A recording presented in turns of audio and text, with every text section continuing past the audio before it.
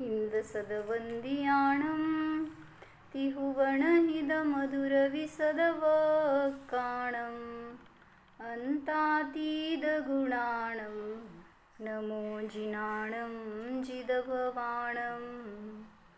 कुंदकुंदाचार्य भगवान की जय।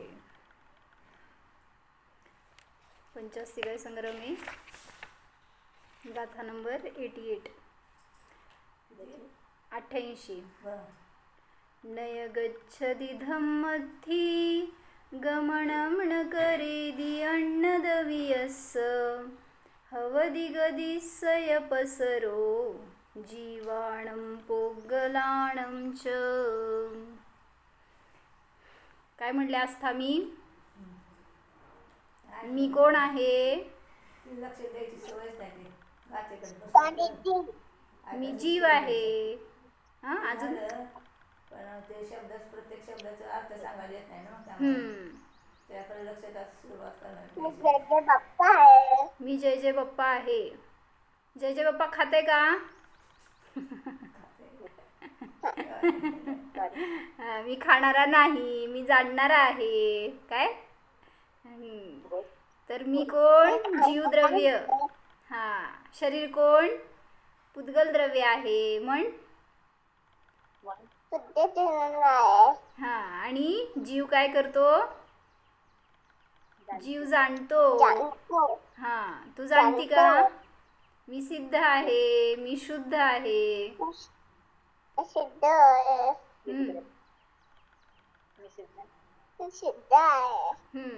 बर, चला आता मी सांगते, ऐकतीये. 6 द्रव्य आहेत: जीव, पुद्गल, धर्म, अधर्म, आकाश आणि काल.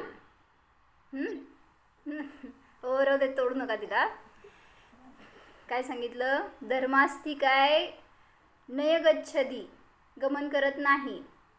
पुढं अन्नदवियस्स गमनं न करेदी, अन्य द्रव्याचं गमन करवत नाही.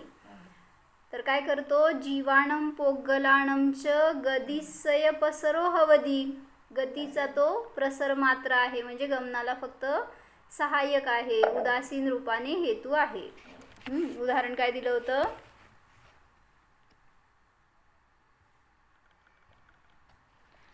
की जसं त्या ध्वजाला हलवण्यासाठी कोण निमित्त आहे? वारा. तर तो वारा जरी तिथं हेतू करता म्हणलं त्याच्या हलण्यामध्ये, त्याप्रमाणे धर्मद्रव्य जीव पुद्गलांच्या हलण्यामध्ये, गमनामध्ये हेतू करता नाही. का? निष्क्रिय असल्यामुळे. तो स्वयं गमन करत नाही, निष्क्रिय आहे, म्हणून तो काय म्हणायचं? गमन करवत नाही. जबरदस्ती गमन करवणारा नाही. कुतः अस्य सहकारित्वेन परेषां गतिपरिणामस्य हेतुकर्तृत्वं, जर तो स्वतः गतिपरिणामाला प्राप्तच होत नाही तर कशा प्रकारे सहकारीपणाने पराच्या गमनामध्ये कारण ठरतो? असं प्रश्न विचारलाय. काय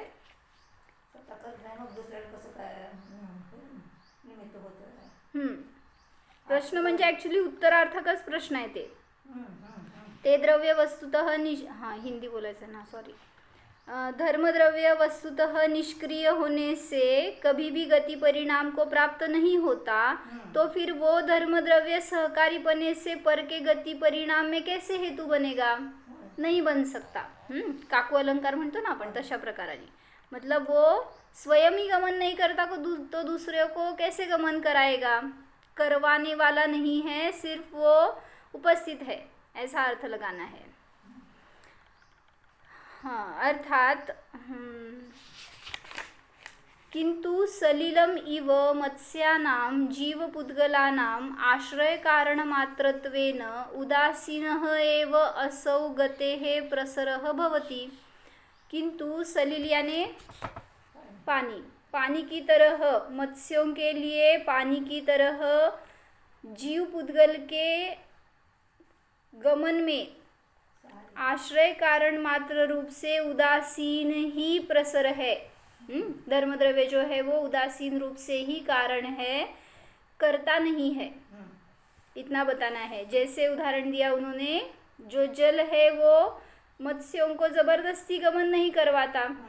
तो उसके लिए माता जी क्या उदाहरण बताते हैं, अगर जबरदस्ती करवाता तो अपनी ही दिशा में उसका फ्लो रहता। जो भी अंदर जलचर है उनको वो अपनी दिशा में ही गमन करवाता। लेकिन जो मत्स्य है या और कुछ क्या रहते हैं, मगरमच्छ है या और जलचर जो भी है ना जीव, तो वो किसी भी डायरेक्शन में जाते हैं, तो गमन तो करवाता नहीं है वो पानी। और बताते क्या, वो फॉल्स रहता है ना, ऊपर से नीचे गिरने वाला पानी है, तो उसमें भी नीचे से ऊपर वो मत्स्य जा सकते हैं। हाँ, क्योंकि सिर्फ मीडिया है, वो स्वयं की गति से ही वो जाने वाले हैं। कैसे जाते देखना चाहिए, लेकिन मतलब है ऐसा। हाँ, त्याला पण होती उंची काय माशाला. लेकिन वो पानी तो निराधार है ना, ऊपर से नीचे गिर रहा है, तो वो उसमें से ऊपर कैसे जाता होगा, ऐसे उड़ के थोड़ी जाने वाला है। हो पण आता आधार जरी असलं तर पाणी असल्यामुळे जाते सहज. आता रस्ता म्हटल्यानंतर आपण जातोच का नाही डोंगरावर वगैरे, तसं ते जाणं थोडंसं जमलंच असं काय माहिती. तेच की जरा से विचार करायचं. हाँ, क्या बताया माणूस कि जमते. माणूस दमते मासा दमत नहीं. मतलब उसमें से वो पानी जहाँ पर है सिर्फ वो मीडिया रूप से उसको सहायक है, उसमें से वो गमन कर सकता है अपनी इच्छा अनुसार। वो पानी गमन करवाने वाला नहीं है। वैसे ही धर्मद्रव्य जीव पुद्गलों को गमन करवाने वाला नहीं है, आश्रय रूप से उदासीन कारण मात्र है। इतना बताया है. दीपाली भाभी वाचणार आहे काय. अपि च यथा गति पूर्व, अभी यहाँ तक तो धर्मद्रव्य का बताया, ऐसे ही अधर्मद्रव्य का भी बता रहे हैं. क्या देखा था कल हमने, स्वयं गतिशील होने से, किधर गया, सर्वत्र गति परिणाम ही जीव पुद्गलों की स्वयं योग्यता है. जहाँ पर भी गति हो रही है जीव पुद्गलों की, तो उनकी वो स्वयं की योग्यता है. सर्वत्र एक द्रव्य दूसरे में कुछ करता नहीं है, ये तत्वतः असंभव ही है. करने वाला मानेंगे तो ये असंभव ही है, परंतु स्वयं गतिशीलता की वजह से उससे हेतुकर्ता कहा जाता है, तो वो व्यवहार से कहा जाता है. क्योंकि आगे बताने वाले हैं कि वस्तुतः सर्व जीव पुद्गल अपने ही परिणामों से गमन करते हैं. इस मर्यादा में सहकारीपना और हेतुकर्तृत्व, इनका आशय जानने योग्य है. आगे बताने, अभी बता रहे हैं कि धर्म अधर्म द्रव्य निमित्त है, आगे बताने वाले हैं जीव करता है. धर्म अधर्म द्रव्य गमन स्थिति में करता नहीं है. तो क्या बताया उदाहरण धर्म द्रव्य के लिए, पानी और मछली की तरह. और दूसरा उदाहरण बताया जैसे ध्वजा को वायु की तरह. त्याने हेतू करता आणि सहकार्य कारण म्हणते ना कॉन्सेप्ट. आणि त्याचा वर तसं नाही भेटत त्याने. वही तो हेतुकर्ता उसको बोला उन्होंने, वायु को हेतुकर्ता बताया, वैसे हेतुकर्ता धर्मद्रव्य नहीं है. और यहाँ पर बताया कि सलील जो पानी है वो मत्स्यों के लिए उदासीन रूप कारण है, वैसे धर्मद्रव्य भी उदासीन कारण है. अभी अधर्मद्रव्य बताते हैं. अपि च यथा गतिपूर्व स्थिति परिणतः तुरंगः अश्ववारस्य स्थिति परिणामस्य हेतुकर्ता अवलोक्यते. और भी देखो, जिस तरह गतिपूर्वक स्थिति परिणत तुरंग यानी घोड़ा. किधर आया है वर्ड, ये शब्द कहाँ पर आया था, तुरंग भक्तामर में आया है ना, वलगत तुरंग गजगर्जित भीमनाद. तो वैसे यहाँ पर क्या बता रहे हैं, गतिपूर्वक स्थिति में परिणत होने वाला वो अश्व, अश्ववारस्य स्थिति परिणामस्य हेतुकर्ता अवलोक्यते. उसके ऊपर जो चढ़ा हुआ घोड़ेसवार है, तो उसको रुकने के लिए वो निमित्त है, हेतु करता है. कौन, अगर घोड़ा रुकेगा तो ऊपर वाला रुकेगा जो बैठा है वो. तो इसलिए बता रहे हैं कि गतिपूर्वक जो अश्व स्थित हो गया है, उसकी वो परिणति अश्वस्वार के स्थिति परिणाम में हेतुकर्ता दिखाई देती है। समझ में आया क्या बताया?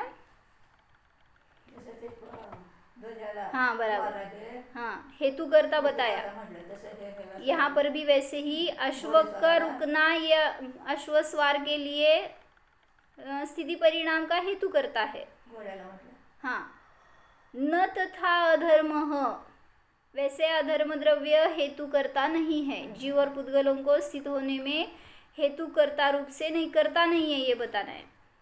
सह खलु निष्क्रियत्वात् न कदाचिदपि गतिपूर्व स्थिति परिणाममेव आपद्यते, वह निश्चय से निष्क्रिय होने से कदाचित भी गतिपूर्वक स्थिति परिणाम को प्राप्त नहीं होता। कौन? अधर्म द्रव्य। जैसे वहाँ पर बताया था ना, धर्म द्रव्य निष्क्रिय होने से वो स्वयं गति परिणाम को प्राप्त नहीं होता, वैसे ही अधर्म द्रव्य भी स्थिति परिणाम को प्राप्त नहीं होता, क्योंकि निष्क्रिय ही है। जिसकी गति होती है उसको आप बता सकते हैं ये स्थित हो गया है, जिसकी गति ही नहीं है वो फिर वो स्थित है ना, फिर क्या बताएंगे? काय काय म्हटलं स्थित स्थिर, गतीची सी म्हटले स्थिर होणं आणि गती होणं हे गतीचे फिर अधर्म द्रव्य तो स्थित है ना।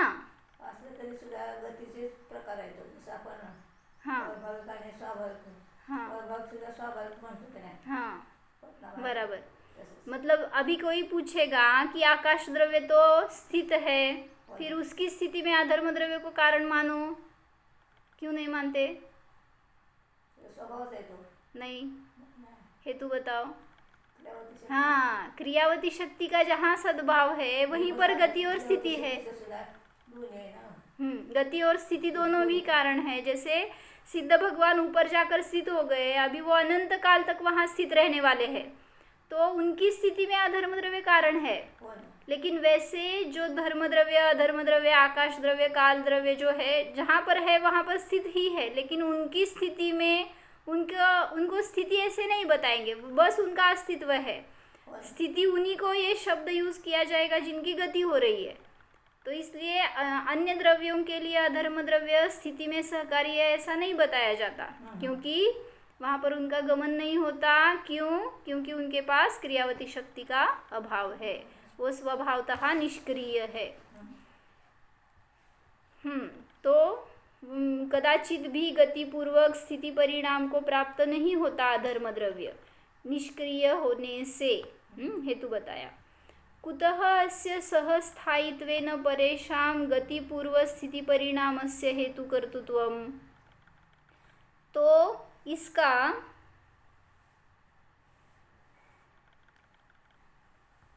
आश्रय कारणपना से उदासीन हेतु कहा जाता है। क्या बताया? कुतः अस्य, हाँ मतलब जैसे पहले पूछा था ना, अगर वो स्वयं गमन नहीं करता तो अन्यों को गमन कैसे करवाएगा? नहीं करवा सकता। वैसे ही यहाँ पर बता रहे हैं, स्वयं स्थिति परिणाम को प्राप्त नहीं होता तो अन्य के स्थायीपना में गतिपूर्वक जो स्थित होने वाले द्रव्य है उनको हेतुकर्ता कैसे होगा? अधर्म द्रव्य। जो स्वयं स्थित नहीं होता वो अन्यों को स्थिति कराने वाला कैसे हो सकता है? मतलब इसी से लगाना है कि वो उपादान कारण नहीं है, प्रेरक निमित्त नहीं है, या कर्ता नहीं है। स्थिति में सिर्फ निमित्त रूप से उपस्थित है बस, कर्ता नहीं है। कोई भी द्रव्य चलने वाला रुका तो उसमें सिर्फ उसका निमित्त है अधर्म द्रव्य का, लेकिन वो रोकने वाला नहीं है।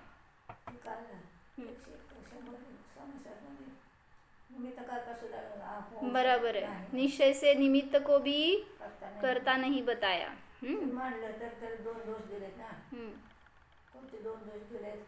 सारखं ते कार्य होत राहण्याचे प्रसंग येईल. पहिला दोष दिला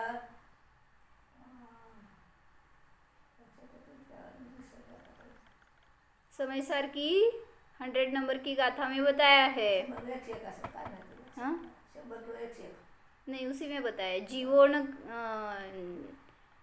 जीवोण करे दिघड़म नेव पड़म नेव से सगे दवे जोगुआ होगा उपादगायते सिंहवदिकत्ता मतलब क्या, जो भी जीव है वो घटपट का करता नहीं है, लेकिन क्या करता है जीव, योग और उपयोग का करता है। हाँ योग। सिर्फ उतना ही बताया वहाँ पर। तो निमित्त वहाँ पर अकिंचित कर ही है ऐसा बताया है। व्यवहाराने तर म्हटले ते दाखवलं आहे ना त्या चार्ज करून, त्याच्यावरूनच ते डॉक्टर म्हटले, तिथे म्हटले की व्यवहाराने करता, तर ते म्हटले की ह्या दृष्टीनं म्हटले तिथे व्यवहार करता, व्यवहाराने करताय म्हणजे असं नाही मानायचं की व्यवहाराने करताय म्हणून, निमित्तच आहे हे सांगण्यासाठी तसं करता म्हटलेच असले तरी व्यवहारानं, तरी ते करता नाही बरोबर. ती समजावून जीव घटपटाचा करता का नाही, कारण तो करता कोणाचा असणार आहे, अपने ही योग और उपयोग का करता है, बाहर किसी का करता है ही नहीं। जो आप बोल रहे वो सब आरोपित कथन है, लेकिन निमित्त भी अकिंचित कर ही है, वैसा ऐसा वहाँ पर हेडिंग दिया है, अभी मुझे याद नहीं उसका। निमित्त भी करता है ऐसा कुछ हेडिंग है, क्या है बताओ, किसी के पास हो तो समय सर। एक लाइन है उतनी पूरी करती हूँ कि क्या बताया अभी, अधर्म द्रव्य जैसे हेतु नहीं है, निमित्त सिर्फ निमित्त है, वो करता नहीं है ऐसा बताया। तो उदाहरण दे रहे हैं, किंतु पृथ्वीवत तुरंगस्य जीवपुद्गलानाम् आश्रय कारणमात्रत्वेन उदासीनः एव असौ गतिपूर्वस्थितेः प्रसरः भवति इति। हाँ, वैसे ही जैसे ऊपर बताया था ना, जैसे वो पानी मछली के लिए आश्रय मात्र रूप से उदासीन कारण है, वैसे ही उस अश्व को रुकने के लिए पृथ्वी क्या है, उदासीन कारण मात्र है। काय म्हणले कोण, पृथ्वी त्या अश्वस्वाराला तुम्ही काय म्हणताय, तो घोडा थांबायसाठी मदत करतोय, तर इथं सांगतायत त्या घोड्याला थांबायला पृथ्वी मदत करते, म्हणजे मूळ कारण पृथ्वी आहे हे सांगायचं आहे। पृथ्वीवत जैसे उस अश्व को पृथ्वी स्थिति में कारण है, निमित्त है, वैसे जीव पुद्गलों को आश्रय कारण मात्र रूप से उदासीन ही यह गतिपूर्वक स्थिति के लिए प्रसर है। अधर्म द्रव्य उदासीन रूप से हेतु है ऐसा बता रहे हैं। हाँ बराबर, जहाँ पर निमित्त बोलते हैं वहाँ पर अविनाभाव बताते हैं, लेकिन आश्रयभूत कारण बताएंगे तो वहाँ पर वैसे अविनाभाव संबंध नहीं है। लेकिन अभी वो वहाँ पर वर्णी जी की विवक्षा से उन्होंने बताया था, यहाँ पर बता रहे तो होगा अर्थ वो, क्योंकि निमित्त ही है, आश्रय शब्द यहाँ पे यूज किया, लेकिन ये निमित्त है, ये आश्रय अलग नहीं। हाँ, वो अलग हो गया, ये अलग हो गया प्रकरण ऐसे। हाँ, इधर निमित्त है, अधर्म द्रव्य जहाँ पर भी आप रुकेंगे, नहीं निमित्त है ना, यहाँ पर निमित्त के लिए आश्रय शब्द यूज किया है, लेकिन वहाँ पे आश्रय का अर्थ अलग है, यहाँ पे अलग है, ऐसा मैं बता रही थी। वर्णी जी ने जो खुलासा किया है उसमें निमित्त का कार्य के साथ अविनाभाव बताया है, लेकिन यहाँ पर निमित्त को ही आश्रय बता रहे हैं। तो जो अधर्म द्रव्य है, जहाँ पर भी जीव पुद्गलों की स्थिति होगी वहाँ पर नियम से अधर्म द्रव्य होगा ही, अगर अधर्म द्रव्य नहीं है तो स्थिति नहीं होगी अभी निमित्त की अपेक्षा से, इसलिए अविनाभाव है। धर्म द्रव्य अधर्म द्रव्य के साथ अविनाभाव है, लेकिन उस अश्व के साथ या उस जो भी पानी उसके साथ अविनाभाव नहीं है ऐसा बता रहे। अधर्म द्रव्य निमित्त का कार्य के साथ अविनाभाव ऐसे बोलेंगे तो अभी धर्म अधर्म के बारे में तो ठीक है, लेकिन हमेशा ऐसा तो नहीं लगेगा ना। विवक्षा जहाँ पर जैसी है वैसा लेना पड़ेगा, इसीलिए तो उन्होंने दो प्रकार के कारण बताए, एक निमित्त कारण और एक आश्रय कारण। कल लिया था ना हमने ये प्रकरण। जैसे आपको रोटी बनानी है तो जो क्या बोलते हैं आटा है वो उपादान कारण है, निमित्त बताओ। बेलन, चकला, गैस करने वाली। और आश्रय कारण? और आश्रय कारण अभी अभी वहाँ पर अगर स्त्री नहीं है तो वो रोटी मेकर में भी करते हैं फिर स्त्री कहाँ करता हो गई म्हणून म्हणलं विवक्षा जहाँ पर जैसी है वैसे समझ लेना चाहिए. हाँ जिथं स्त्री करते तिथं स्त्री बनायचं आणि जिथं स्त्री करत नाही तिथं हाँ स्त्री जहाँ पर वो मशीन है रोटी मेकर की तो वो वहाँ पर करता निमित्त रूप से. चलो दीदी आश्रयपद काय घ्यायचं याच्यामध्ये मग? आश्रय काय घ्यायचं त्याच्यात? चैतन्य रोटीमध्ये आश्रय कारण काय? म्हटलं नाही का आता जिथं जशी विवक्षा असेल बाई असेल बोलली त्यावेळेस ते निमित्त झालं. आश्रय काय असं विचारतो. ते यंत्र असेल त्यावेळेस ते निमित्त झालं. आश्रय काय ते आश्रयभूत म्हणायचं हो. आणि मग निमित्त काय? बाकीचं आहे ते निमित्त हे आपलं अग्नी हे चकला बेलन ते पण हातात सगळं ते एकातच झालं की बाह्य कारण मध्येच. हो पण ते अग्नी नसेल तर कुठं शेकली जाणार नाही ना. आमच्याकडे इलेक्ट्रिसिटीवर शेकतात. ते अग्नी झालं ना अग्नी झालं. बरं समजून घ्या असं काय कारण कुठं कसं लावलेलं आहे तसं. हां विवक्षाने लावायचं त्यांनी काय लावलं होतं? कुठलं उदाहरण लावलं होतं? घट लावलं होतं का? कुठे त्याला माझ्या लक्षात नाही. घट बनाएंगे तो उसमें मिट्टी जो है वो उपादान कारण है और जो कुंभकार है वो निमित्त कारण है. नहीं उसका योग और उपयोग ये बताया था ना. हाँ, हे पण इथं सुद्धा लावू शकतो. हाँ यहाँ पर भी बता सकते हैं वैसे ही. मतलब रोटी में नहीं अभी मेरे भाव हुए करने के तो वहाँ पर मैं उन भावों का करता और उन योग उपयोग का वो निमित्त उसमें करने के लिए. अभी दोनों भी साइड से लगा सकते हैं ना. जो कार्य हुआ है उसमें शास्त्र समझ काय करायचं? जो कार्य हो रहा है ना घट हो गया तो घट में भी उसको भी उपादान कर सकते हैं और कुंभकार के परिणाम है उसको भी उपादान कर सकते हैं. कैसे दोनों तरफ कार्य हो रहे हैं तो दोनों तरफ निमित्त और उपादान दोनों समझ लेना. लावायचे पण दोन्ही बाजू लगाना पड़ेगा. हाँ वैसे ही सिर्फ एक काल प्रत्यय सत्य इसलिए आप बता रहे हैं कि एक वो उसका करता है लेकिन कुंभकार के परिणामों का वो करता है और इधर मिट्टी उस घट का करता है. दोनों भी एक परस्पर के करता नहीं है निमित्त रूप से है सहकारी. अश्व अपने ही गतिपूर्वक स्थिति परिणाम से अश्वस्वार के गतिपूर्वक स्थिति को कारण है इसलिए उसे सहकारीपना से हेतुकर्ता बताया व्यवहार से. अधर्म द्रव्य निष्क्रिय होने से गतिपूर्वक स्थिति से परिणत नहीं होता इसलिए उसे सहकारी या हेतुकर्ता नहीं कहा जाता. किसे? अधर्म द्रव्य को आश्रय कारणपना से उदासीन हेतु कहा जाता है. जैसे पृथ्वी अश्व के रुकने में सहस्थायीपने से हेतु है उसी तरह जहाँ पर जीव पुद्गल गतिपूर्वक स्थिति परिणाम से परिणत हो रहे हैं वहाँ पर अधर्म द्रव्य है. जहाँ पर भी जीव और पुद्गल स्थित होंगे वहाँ पर अधर्म द्रव्य है इसलिए उसे आश्रय कारण या उदासीन हेतु कहा जाता है. सर्वत्र एक द्रव्य दूसरे के स्थिति परिणाम या किसी भी परिणाम का निश्चय से करता नहीं है. मराठीचं हिंदी करून सांगायचं म्हणजे सर्वत्र एक द्रव्य दुसऱ्याचा स्थिती परिणाम काय किंवा कोणताही परिणाम काय निश्चयाने काहीच करत नाही ही वस्तुस्थिती आहे. निश्चय से सर्व द्रव्य स्वयं स्वतःचे किसी भी कार्य का अन्य के किसी भी कार्य का करता नहीं है. हेतु करता बोलने से इसमें ईरणशीलता कसले ईरणशीलता परिणमन बोलना है क्या? हेतू करता म्हणण्यात त्याची ईरणशीलता हाच हेतू आहे. तशी ईरण क्रिया धर्म अधर्मामध्ये नाही म्हणून त्यांना हेतू करता न म्हणता उदासीन आश्रय कारण म्हटले आहे. ईरणचा अर्थ काय घ्यायचा? ईरणशीलता काय घेतलंय?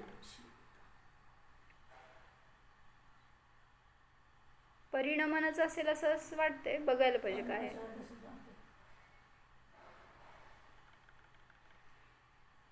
ईरणशीलता गूगल बघावं कोणाला माहित आहे. ईरणचा अर्थ काय है? ईरणशीलता यह हेतु है। उसी तरह ईरण क्रिया धर्म अधर्म में नहीं है। भाववती शक्ती घ्यायची. क्रियावती शक्तीचं वाटतंय, कारण तसं धर्म धर्म द्रव्यामध्ये नाही असं म्हणतात ना. ईरण क्रिया धर्मामध्ये नाही, म्हणजे क्रियावती शक्तीच्या अपेक्षेने सांगायचं आहे का? भाववती शक्ती तर आहे की धर्मामध्ये कुठे आहे? पुद्गलाने पुद्गल आणि जीवामध्ये आहे. तशी ईरण क्रिया धर्मामध्ये नाही, म्हणून हेतू करता नाही तर उदासीन आश्रय करता आहे असं सांगायचं. आश्रय कारण आहे. ठीक आहे, मी बघून सांगते पाहिजे ईरणचं काय अर्थ आहे, काय समजून घ्यायचं याच्यातनं. अधर्मद्रव्य हमें नाही कोण हेतू करता आहे, त्या हेतूकर्तासाठी ईरणशीलता सांगायला लागलेत. हेतूकर्ता म्हणण्यात त्याची ईरणशीलता हाच हेतू आहे. मी बघून सांगते, शब्द कधी ऐकण्यात नाही आलेला, म्हणजे चुकीचा अर्थ नको लावायला. दीदी ईरण सांगितले त्यांनी विक्षुब्ध करने वाला, उत्तेजित करने वाला, हवा पवन, एक स्थान से दूसरे स्थान को जाने की क्रिया, गमन, जाना. स्थानांतरसाठी घ्यायचं. असंच घेतलंय मग. ईरणशीलता ही हेतू है.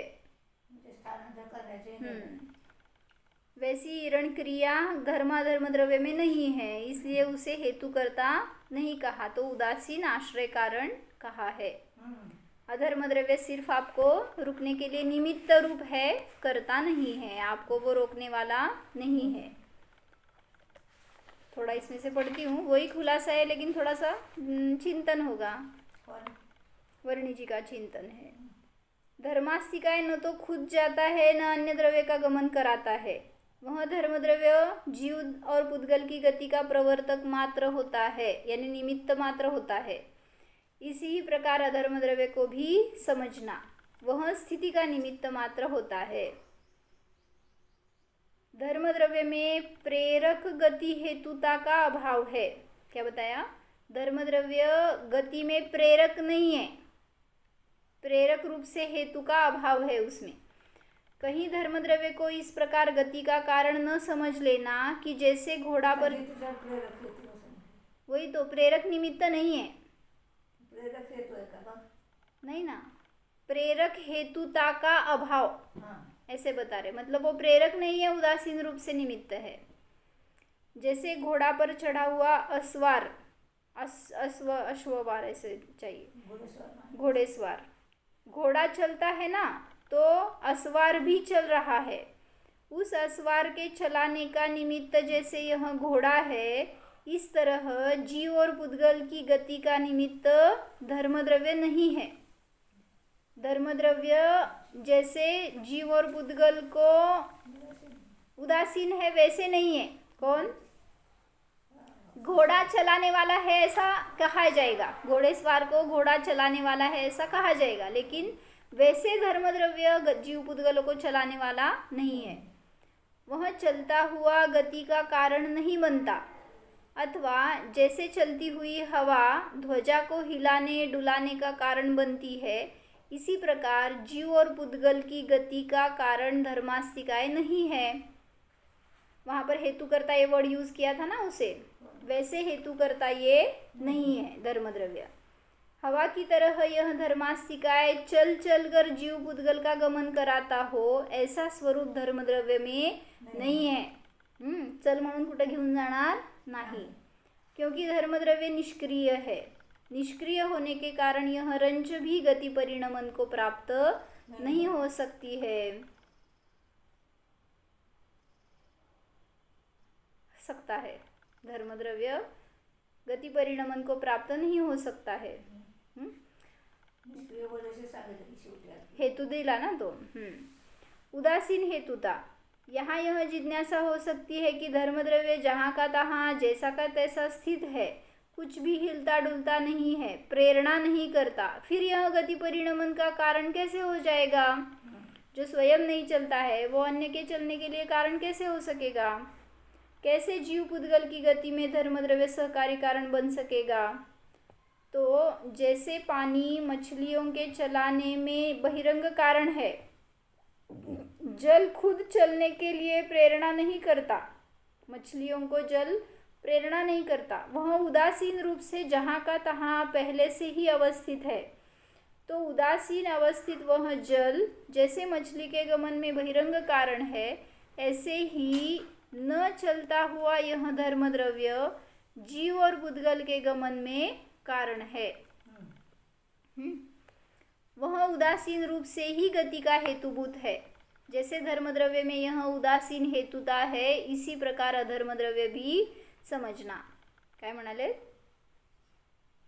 एवढंच सांगायचं परत त्यातनं की करता नाही आहे, फक्त निमित्त आहे, धर्मद्रव्य असो किंवा अधर्मद्रव्य असो. उदासीन आहे. हां, दीदी अधर्मद्रव्य सहकारी कारण मध्ये काय डिफरन्स आहे?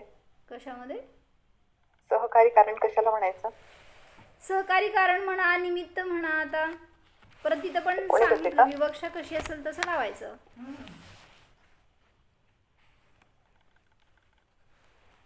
पुस्तक आहे का समोर तुमच्या? हा ते वाचते वर्लीजींचं काय आहे समोर पीडीएफ.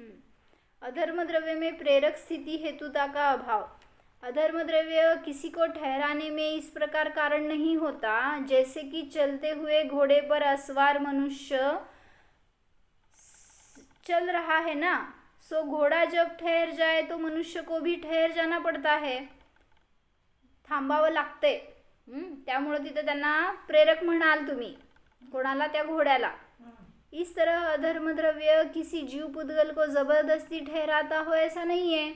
अधर्म द्रव्य भी सिर्फ है, वो ठहराने वाला नहीं है. अधर्म द्रव्य पहले से ही स्थिर स्थित है, उसमें गमन होता ही नहीं है. गतिपूर्वक स्थिति अधर्म द्रव्य में नहीं है. अधर्म द्रव्य जो है लोकाकाश में स्थित है ऐसा आप बोल रहे हैं, तो वो गमन करके स्थित हुआ ऐसा नहीं है. वो तो अनादि अनंत स्थित ही है, स्थिर ही है, उसमें गति की योग्यता नहीं है.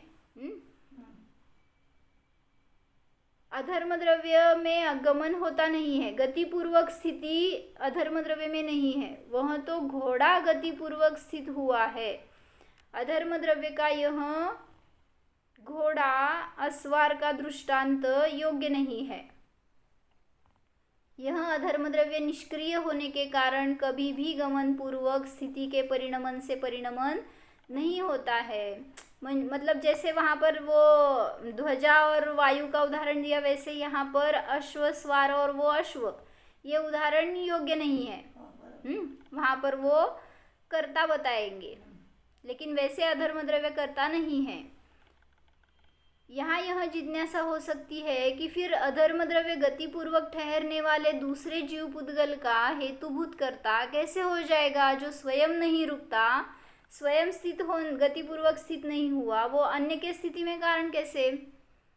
तो दृष्टांत बताते हैं, जैसे घोड़ा चल रहा है, वह चलता हुआ रुक जाए तो उसके उस ठहरने में पृथ्वी बहिरंग कारण है. इस प्रकार जीव और पुद्गल चल रहे हैं, चलते हुए जीव पुद्गल ठहर जाए तो उनके ठहरने में धर्मद्रव्य अधर्मद्रव्य सहकारी कारण है. धर्म का लिहिलंय इथं.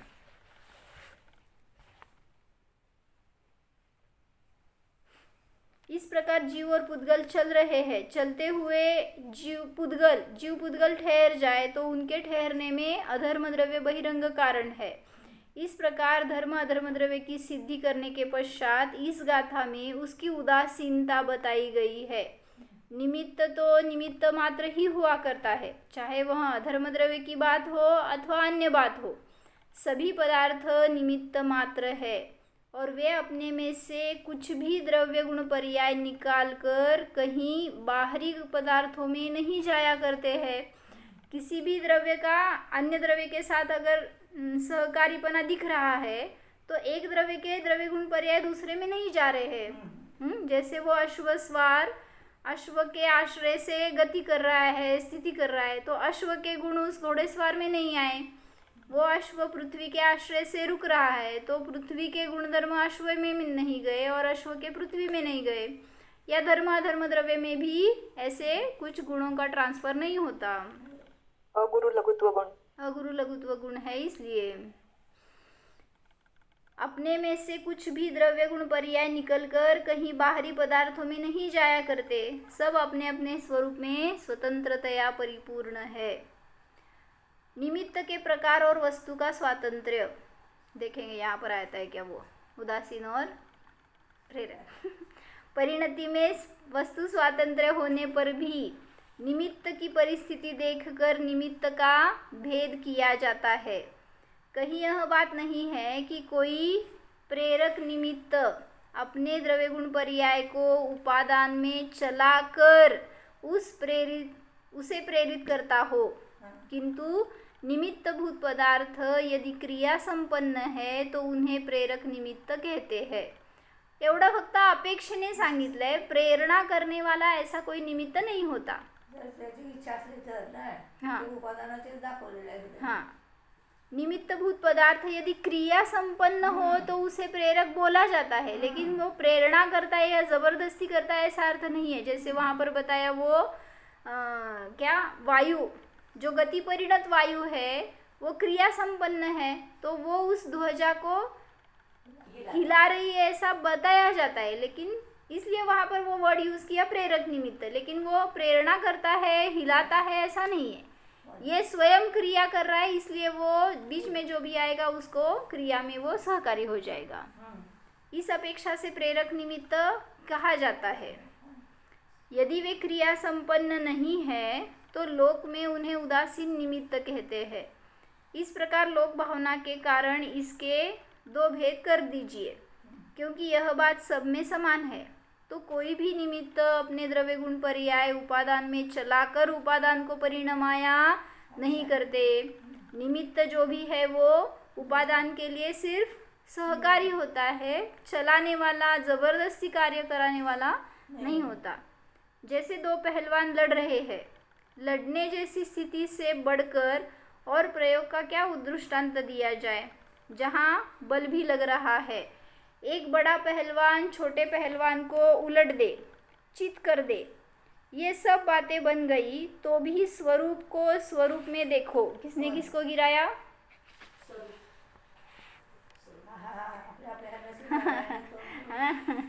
दो पहलवान लड़ रहे हैं, किसने किसको गिराया बताओ? स्वरूप को स्वरूप में देखो, तो उस समय भी उस बड़े पहलवान ने जो कुछ भी यत्न किया अपने शरीर में किया, जो भी परिणाम आया अपने शरीर को परिणाम आया, किंतु उस परिणमते हुए शरीर के संयोग के समय में आया हुआ यह छोटा पहलवान अपनी क्रिया से परिणम रहा है। इसलिए वहाँ पर आप कहोगे वो प्रेरक निमित्त है, मतलब उसने उसको गिराया ऐसे आप बोलोगे, लेकिन उसकी शरीर की क्रिया उसी में है और बड़े पहलवान की उसी में है। इस बड़े पहलवान ने छोटे पहलवान में अपने स्पर्श रस गंध वर्ण क्रिया स्वभाव प्रभाव कुछ भी नहीं डाला है।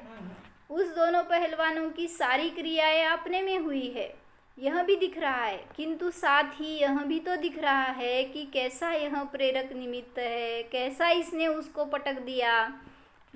तो जो स्वयं क्रिया संपन्न हुआ है वह क्रिया संपन्न नहीं है, उसमें प्रेरक और उदासीन का भाव दिखाया जा सकता है। वहाँ भी प्रेरकता का कथन उपचार से है। प्रेरक यानी शब्द वो प्रेरणा करता है, जबरदस्ती करता है, ऐसा अर्थ वहाँ पर नहीं है, ऐसा समझ लेना चाहिए। तो धर्मद्रव्य अधर्मद्रव्य जैसे उदासीन रहते हैं, अपना कार्य स्वयं करते हैं, किसी अन्य के कार्य में फेरफार नहीं करते या दूसरे के कार्य में दखलंदाजी नहीं करते, वैसे जीव को क्या करना चाहिए? स्वयं का कार्य करना चाहिए। किसी दूसरे के कार्य में आपको गड़बड़ लड़बड़ नहीं करनी चाहिए। इसलिए स्वयं को स्वभाव रूप से देखो और जानो, यह मैं अकर्ता हूँ।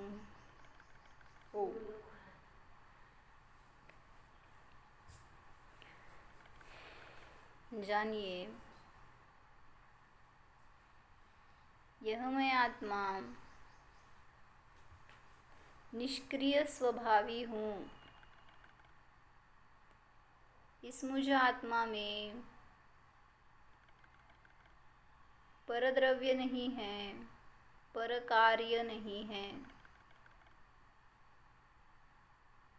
किसी भी कार्य का मैं करता नहीं हूँ। परद्रव्य का मैं तो मात्र ज्ञाता ही हूँ।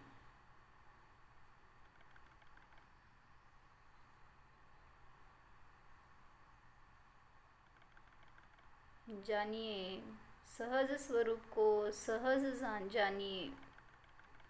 मैं हूँ ही जाननहार स्वरूपोऽहम्। ओम